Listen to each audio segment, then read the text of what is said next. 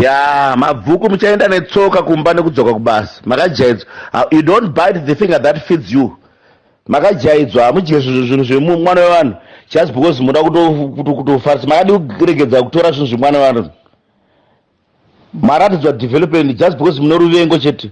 Manje ndoda kukukiyai big time. Hamusati matanga. Makajaidzwa. Kuna kuso America kwekuti vanhu munoda kuita sellouts. You're going to deal with you.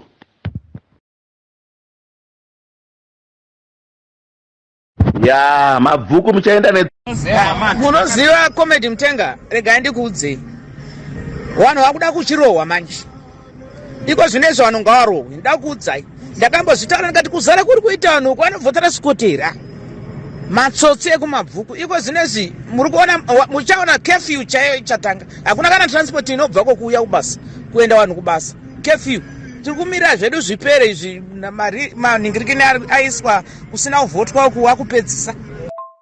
Ndiri sena hama dzangu ndakafamba manzwa ini ndine shuga ndinozvibaya mainjection eshuga ndine BP asi ndaifamba ndaishandira musangano ndaida kuti musangano wedu uenderere mberi ndaida kuti vasikoti vapinde mazvinzwa ndaida kuti baba wedu vapinde timboona Mabvuku netafara kuti zvinoguma kupi nokuti baba vedu taizoti vane pundutso kumberi asi nhasi vatengesi vaisa bhora musango vanhu vetisadaro asikana takadya manzwa matripusi yacho akapinda muground vachitora zvinhu zvedu mazvinzwa marigari avaitora upfu mahamba vakadya tichivaona nemaziso edu nanhasi ini ndinotovaziva kana kuri kunzi ndepapi ndinotonongedzera vanhu ngavarove hama dzangu pamberi